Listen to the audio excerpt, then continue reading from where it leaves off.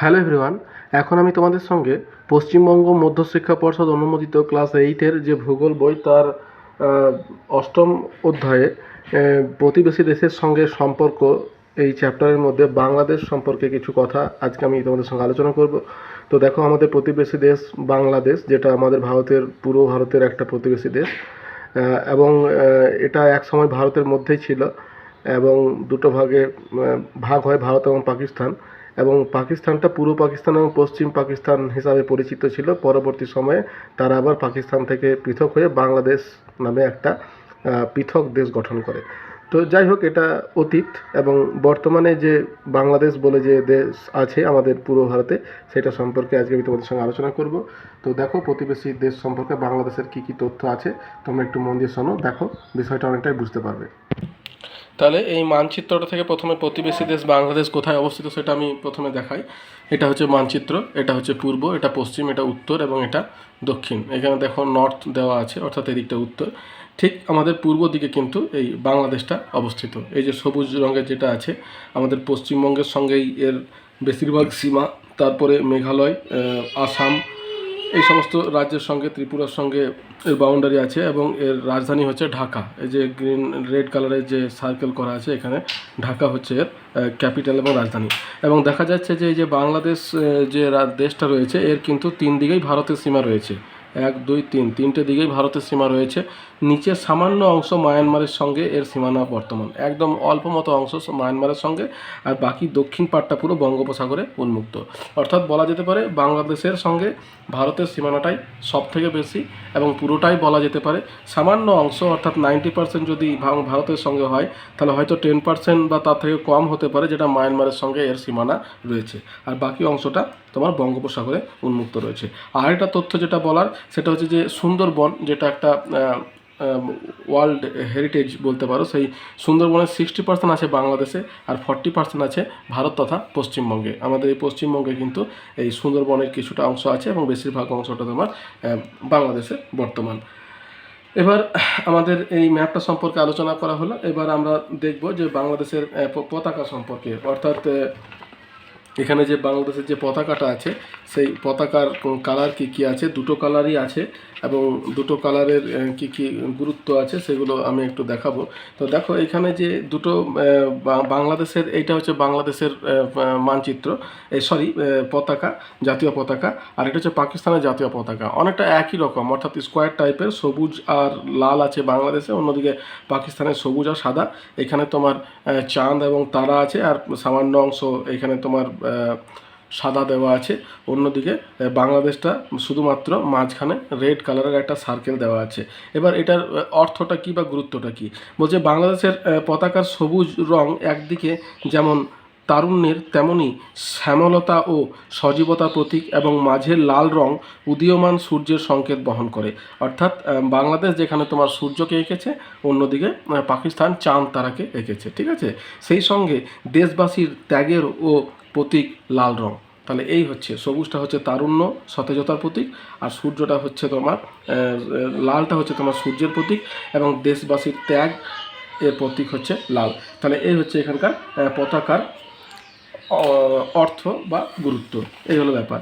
এরপর দেখো, আমাদের বাংলাদেশের সম্পর্কে আমরা কি কি এখানে জানতে পারছি এক কথাতে, সেটা হচ্ছে এখানকার উচ্চতম শৃঙ্গ হচ্ছে তোমার কেওক্রাডং, যার উচ্চতা হচ্ছে 986 মিটার। প্রধান নদী মেঘনা, অর্থাৎ এটা তোমার আমাদের ভারত থেকে যে পদ্মা নদী যাচ্ছে, সেই পদ্মা নদী এবং ব্রহ্মপুত্র নদ দুটো একসঙ্গে মিলিত হয়ে তোমার মেঘনা নাম ধারণ করছে, এবং এটা অনেক চওড়া নদী। দুটো নদী যেহেতু মিলিত হয়ে মেঘনা নাম ধারণ করে বঙ্গোপসাগরে পড়ছে, তাই এটা মেঘনা নদী এখানকার প্রধান। রাজধানী হচ্ছে ঢাকা, প্রধান ভাষা হচ্ছে বাংলা। এখানকার প্রধান কৃষিজ ফসল হচ্ছে ধান, পাট, ভুট্টা, গম, জোয়ার, কার্পাস, চা, আখ প্রভৃতি। আর প্রধান শিল্প হচ্ছে তোমার পাট, কাগজ, চিনি, বস্ত্র, সিমেন্ট, তাঁত এবং মৃৎশিল্প। অর্থাৎ এখানে কিন্তু ভারী প্রকৃতির শিল্প অর্থাৎ লৌহ ইস্পাত শিল্প বা ইঞ্জিনিয়ারিং শিল্প এগুলো কিন্তু খুব একটা বেশি এখানে নেই। আর চাষবাসের দিক থেকে এটা বেশি উন্নত, হ্যাঁ।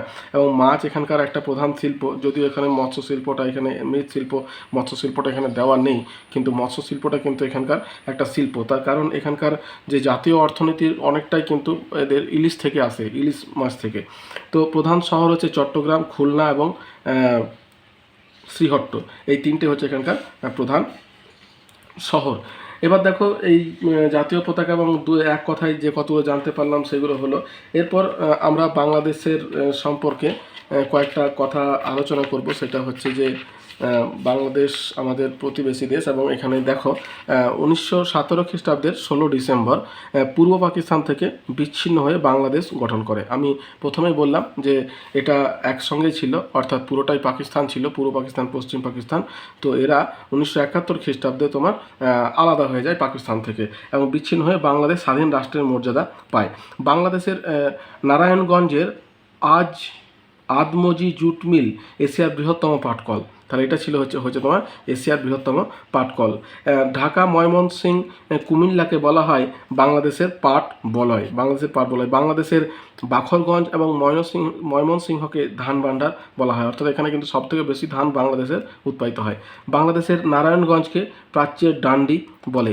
বাংলাদেশের খুলনা এবং চন্দ্রকোনায় এশিয়ার বৃহৎ কাগজ কল অবস্থিত।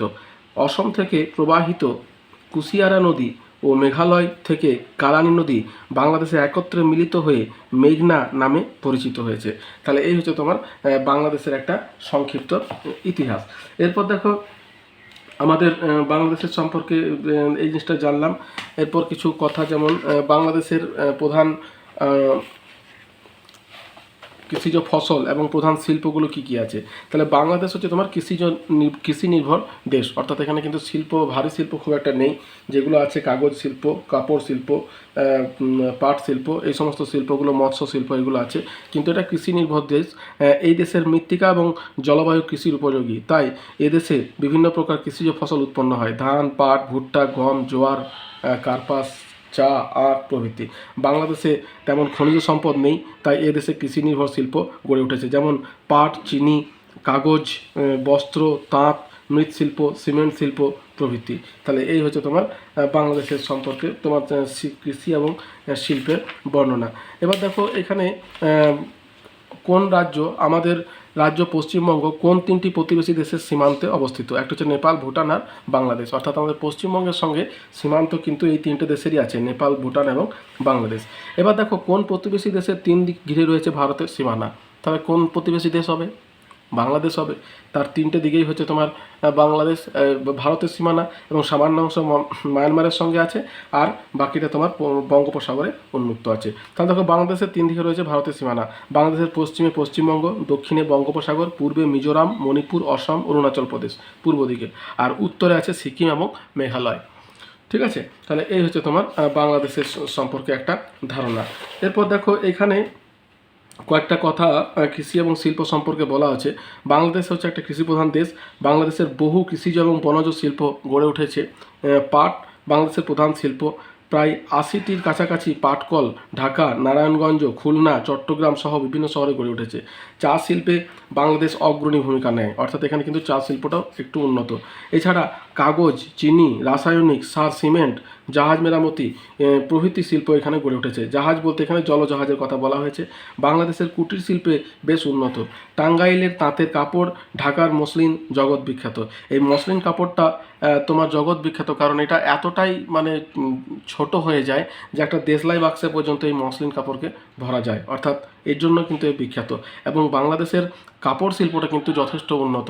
আমাদের ভারতের যদি মেঘালয়ে আমরা ঘুরতে যাই, তাহলে ওখানে যে কাপড়গুলো পাওয়া যায় না, সেগুলো কিন্তু কোয়ালিটি যথেষ্ট ভালো। এবং বলা হয়, আমি জানি না কতটা সত্য এবং কীভাবে আসে, সেটা হচ্ছে যেগুলো বাংলাদেশ থেকে কিন্তু আসে, কোয়ালিটি ভালো, দামও কিন্তু অনেকটা কম থাকে। খনিজ সম্পদ এবং শক্তি সম্পদের অভাবের কারণে বাংলাদেশে খনিজ ভিত্তিক শিল্প কিন্তু গড়ে ওঠেনি, অর্থাৎ এখানে খনিজ ভিত্তিক শিল্প অর্থাৎ ভারী শিল্প কিন্তু খুব একটা নেই। তাহলে এই হচ্ছে মোটামুটি বাংলাদেশের সম্পর্কে আমাদের ধারণা।